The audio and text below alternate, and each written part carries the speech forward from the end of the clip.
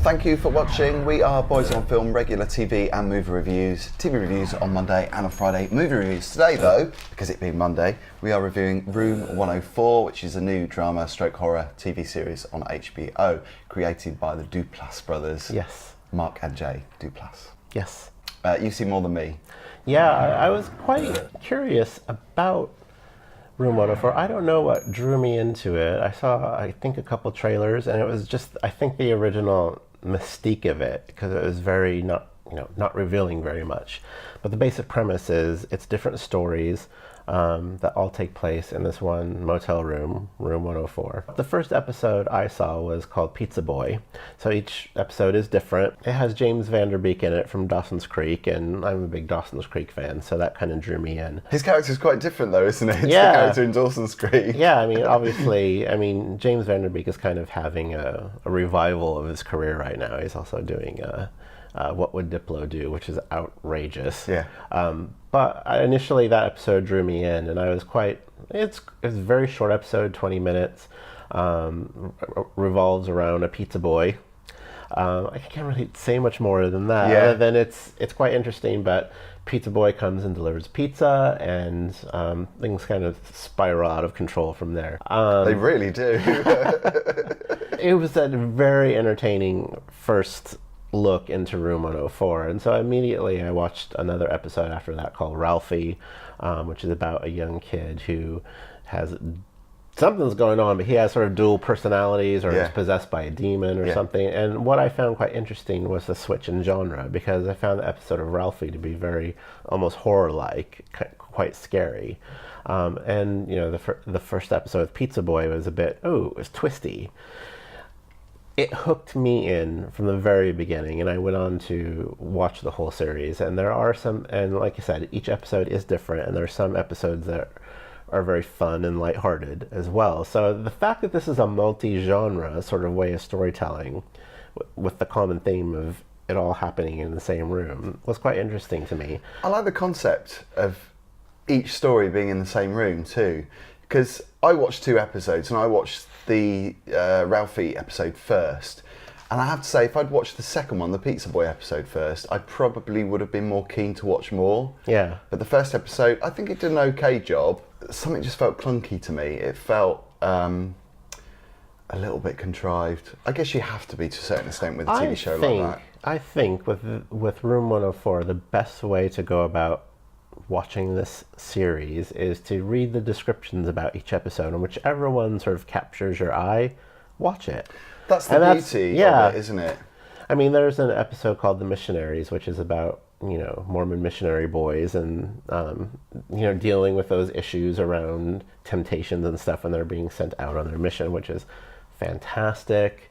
There's an episode called The Internet, which is probably the most lighthearted episode in the series, about a young man who forgets his laptop on a very important business trip, and the whole premise of the story is he needs to explain to his mother over the phone how to send a file through the internet. Sounds quite simple, but it's pure comedy. Yeah. It is pure comedy, and I was laughing at this guy's demise of how difficult it was to explain to his old school mother about how to use the internet. Like, it is outstanding writing. In some ways, I love the fact that it's 20 minutes. In some ways, I have problems with it. The problems that I have with the short length is that I'm just getting into the story and the characters. I kind of don't want it to finish in some ways, because I want there to be more. Yeah. But it's bite-sized, so you can binge watch more if you want to, or you can just watch 1 or 2 if you're eating your dinner, or if you just want to squeeze a couple in between a couple of movies or something. That's what's really cool about this series is I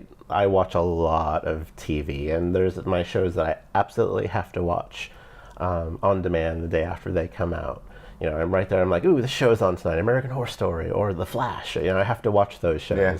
But with Room 104, it's kind of like, well, after I've watched everything else and I still want to watch something cool on TV, I'll put on an episode of 104, and it doesn't interfere with the rest of my TV viewing experience. And you don't have to watch the whole season either if you don't want to. I will say, there are a couple episodes of Room 104 that are a bit miss, But overall, I think the series is done incredibly well.